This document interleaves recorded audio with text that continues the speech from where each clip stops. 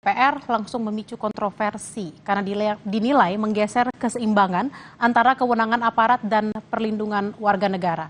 Sejumlah pasal dipersoalkan berbagai pihak karena dikhawatirkan membuka ruang penyalahgunaan upaya paksa dan berpotensi jadi kemunduran hukum. Pemerintah menyebut revisi hukum acara pidana merupakan upaya modernisasi dan penyesuaian terhadap kebutuhan zaman dan perkembangan teknologi yang mengubah pola kejahatan. Seusai revisi KUHP disahkan DPR, perdebatan pun merebak. Kalangan pejabat dan pemerintah menganggap revisi ini merupakan fondasi baru untuk mempercepat penanganan perkara, serta memperjelas pedoman bagi penyidik, jaksa, dan hakim, sekaligus menjawab tuntutan kompleksitas kejahatan modern yang membutuhkan teknik penyidikan lebih canggih. Sebaliknya, kelompok penolak menilai sejumlah pasal memberi kewenangan berlebih kepada penyidik tanpa kontrol yang memadai.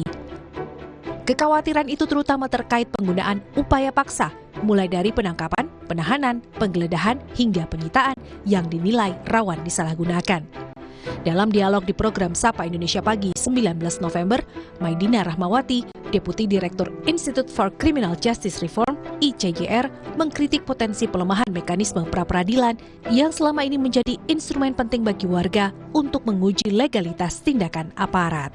Bahwa isu krusial yang paling besar dari ada revisi KUHP adalah soal judicial scrutiny, adalah soal izin upaya paksa harus datang dari otoritas pengadilan. Kenapa pengadilan? Karena ini sejalan dengan trias politika gitu. Yang bisa mengoreksi tindakan eksekutif, polisi, jaksa itu harusnya adalah lembaga yudikatif di pengadilan. Yang bisa mengoreksi tindakan eksekutif, polisi, jaksa itu harusnya adalah lembaga yudikatif di pengadilan. Pengadilan harus mendapatkan izin terlebih dahulu ketika aparat penegak hukum mau melakukan upaya paksa, mau menahan, mau menangkap, mau menyita, menggeledah dan lain sebagainya, itu harus dengan izin pengadilan. Dan itu harus ada ruangan di pengadilan, dan kemudian kalaupun sudah dilaksanakan itu bisa diuji di persidangan. Nah, itu kita sebutkan dengan judicial scrutiny. Nah, tapi ternyata dalam proses pembahasannya itu nggak mudah untuk masuk gitu. Bahkan akhirnya yang paling krusial di draft KUHP 2025 ini, penangkapan dan penahanan tetap tidak dengan izin pengadilan. Jadi polisi sendiri yang bisa menentukan bisa menangkap atau tidak, kemudian bisa meneruskan ke penahanan. Lalu, apakah revisi KUHP akan memperkuat atau justru melemahkan perlindungan warga dalam proses peradilan pidana? Telaah terhadap pasal-pasal yang memberi ruang lebih besar bagi tindakan paksa menunjukkan potensi ketidakseimbangan antara kewenangan aparat dan kontrol yudisial. Tampaknya memang kuncinya bahwa setiap upaya paksa, apa itu? Upaya paksa kan sekarang ada melebar.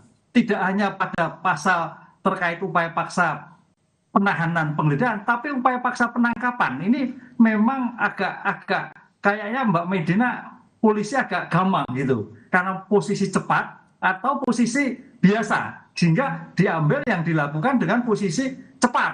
Karena asal kecepatan. Jadi konsep due process of law dan klaim-klaim model ini kayaknya masih penegak hukum masih bimbang untuk meloloskan pada due process of law. Yang dipikirkan Mbak Madiana itu betul-betul due process of law. Tapi dalam hal keadaan tertentu tampaknya negara belum siap ini. Setelah revisi KUHP disahkan, masyarakat memegang peran dalam memastikan penerapannya berjalan transparan dan akuntabel. Pemantauan implementasi KUHP baru dilakukan agar warga memahami hak dasarnya saat berhadapan dengan aparat. Organisasi masyarakat sipil juga dapat memperkuat advokasi lewat laporan pemantauan, uji materi, pendidikan hukum bagi kelompok rentan, serta pendampingan yang membantu warga mengakses haknya selama proses penyidikan hingga peradilan. Bahwa kita punya sistem yang mensalahartikan restoratif justice. Restoratif justice itu kan idenya adalah penguatan hak korban, pertemuan antara pelaku dan korban, sehingga dia menghasilkan upaya penyelesaian yang sifatnya pemulihan, tidak serta-merta hasilnya penghentian perkara. Nah, tapi kemudian di Indonesia itu disalahartikan menjadi penghentian perkara. Penghentian perkara yang diperkenalkan di RKUHP bahkan bisa dilaksanakan di tahapan penyelidikan. Padahal kalau kita tahu penyelidikan itu terbatas. Jadi ada kerancuan sebenarnya teknis restoratif justice di penyelidikan itu seperti apa. Tapi dari itu semua yang kami tekankan dari awal gitu ya, bahwa kalau tindak pidananya belum terkonfirmasi, ini baru laporan, polisi masih mengkaji apakah siapa yang benar, siapa yang salah, bagaimana duduk perkaranya, harusnya tidak bisa diselesaikan, apalagi dengan dalih namanya restoratif justice. Gitu. Konsep hukum acara yang paling krusial adalah terhadap upaya paksa. Upaya paksa itu upaya memaksa. Dengan demikian, sebagai bentuk upaya paksa ini harus ada suatu kepastian hukum dengan kewenangan yang dilakukan oleh seorang penegak hukum. Tadi Mbak Madiana itu penangkapan, penahanan, pemblokiran, dan sebagainya. Harus ada suatu kejelasan. Karena ini akan menjadikan tanda petik ya, tarik ulur. Padahal namanya hukum, formil itu tidak bisa diterjemahkan. Kunci dalam suatu hukum acara itu upaya memaksa, di mana negara diberikan kewenangan untuk melakukan pemaksaan. Siapa itu? Polisi, jaksa, hakim. Dengan demikian sebagai konsep peletaan sebagai asas akusatur, ketika kewenangan memaksa itu harus meletakkan pada hak asasi manusia, pada suatu keseimbangan, pada suatu integritas, batas waktu independensi, sehingga jangan sampai timbul kesenang-menangan antara lembaga penegak hukum yang ada. Masyarakat dapat mendorong pemerintah dan DPR melakukan evaluasi berkala yang terbuka untuk mengidentifikasi kelemahan aturan serta memastikan perbaikan. Dengan begitu, revisi KUHP tidak berhenti sebagai produk legislasi, tetapi menjadi landasan bagi pembenahan dalam sistem peradilan pidana di Indonesia.